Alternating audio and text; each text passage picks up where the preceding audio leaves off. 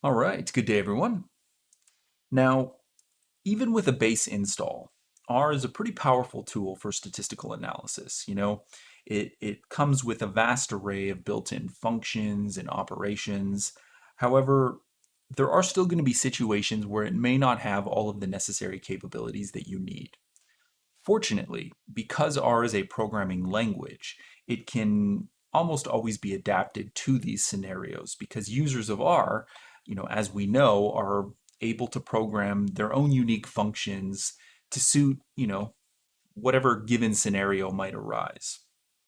And what's even better is, the users who program these functions can bundle them alongside, corresponding documentation and data. They can bundle all of this into what's known as a package. And they can make this package available for other R users to install into their own personal library of packages on their computer. And these packages are downloaded from online repositories, which you'll often hear referred to as repos. Now, with respect to R, one of the most widely used and really one of the most important repositories is something called the Comprehensive R Archive Network, or CRAN for short. And we talked a little bit about the CRAN when we discussed the installation process. Now, while there are other repositories like, GitHub, for instance, the CRAN is, easily the most widely used repository by our users. And it's likely to be the only repository that you'll ever need, at least insofar as day-to-day use with R is concerned. The CRAN is really quite special because the packages that it provides are specifically curated by the R project for statistical computing. And to install a package from the CRAN repository, all you need to do is simply run the function install.packages, like so, and put the package name inside quotation marks. So as an example, we're going to install the package, pardon me, cowse.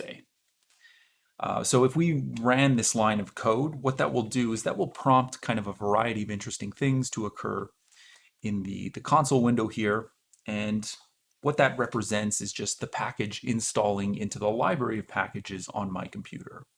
And once this package is installed, I don't ever need to worry about installing it again, unless I were to, do an upgrade of the version of R I'm using. So you can see right now I'm using version 4.2.2.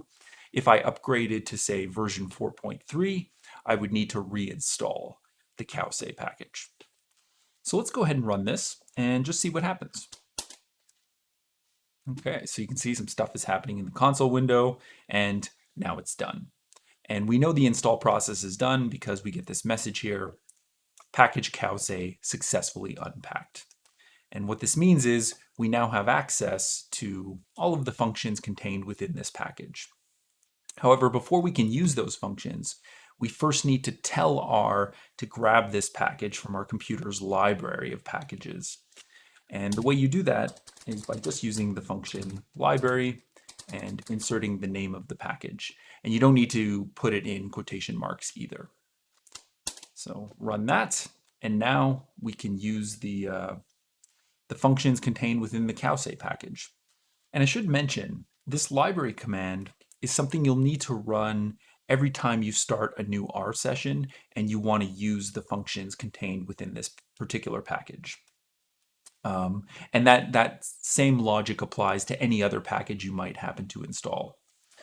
Now this cowse package is kind of interesting because, or it's kind of unique, I should say, because it only really contains one function. And that function is called say. So if I run this, what you can see is we get this funny little cat drawn using ASCII art. And the cat says, hello world. And what we can do is inside the say function here, we can actually have the cat say whatever we want. So you could say, I hate Mondays, like so. And now the cat says, I hate Mondays. And the cowse package has actually a bunch of different, I don't know, like the cowse package has a bunch of different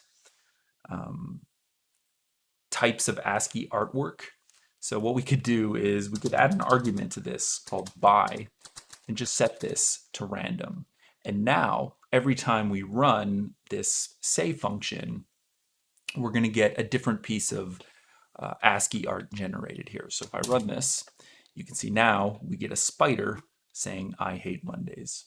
And if I run it again, you can see now we get a horse saying I hate Mondays. And you can play around with this some more. It's kind of a silly little package that basically we're just kind of using here for illustrative purposes. This isn't a package you'll find yourself using kind of all that much, I don't imagine. Now, because this function say comes from a package that's stored on the CRAN repository, that means it's also going to have specific documentation associated with it. And you can, of course, access that documentation in the usual manner just by putting a question mark and typing the function name. So if we run that, you can see we get our little help window popping up, and we get a nice description of what the function does, its various arguments, and what they do. So that's pretty useful. But I should also mention every package that's on the CRAN repository is also going to have a PDF reference manual that just details all of its functions, and what they do. And the easiest way to get your hands on this reference manual is to just basically do an internet search. So if I head over to a browser here, what we can do is we can just search for something like R CAUSE documentation. Documentation.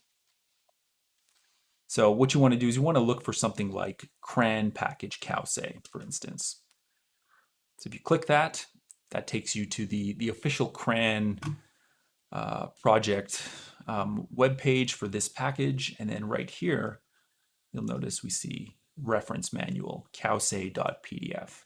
So if you click that, you get this nice PDF just detailing the various functions in the package and what they do.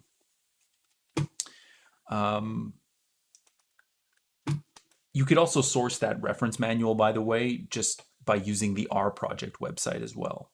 Additionally, a lot of the time, package developers will actually create dedicated websites. Sometimes they'll write academic articles, and sometimes they'll even write books to essentially illustrate what it is their package can do and kind of how best to use it. So that's something to be aware of. But that PDF reference manual is specifically a literal requirement for posting your package on the CRAN repository. And all packages stored there are going to have at least that. Lastly, maybe what I'll say here is a lot of the package information can actually be sourced within RStudio itself just by making use of something called the help function. Though I will maybe just say at the outset here, this tends to be hit or miss when it comes to usefulness. So what we can do is we could just type cause and then add an argument here, package. And in quotation marks, just say cause, like that. Run that, and you can see you get, some information about the cause package. But it's almost always more helpful to just look at that PDF reference manual we sourced. And that's really the basics of using packages in R. And honestly, everything we've kind of went through here is sufficient for 99% of the things that you're going to want or need to do with R. However, I still think it's probably worthwhile to go into a bit more detail about packages for those of you who might be interested. And what I'll do is I'll kind of put that information in a separate video. So that'll be the focus of the next one.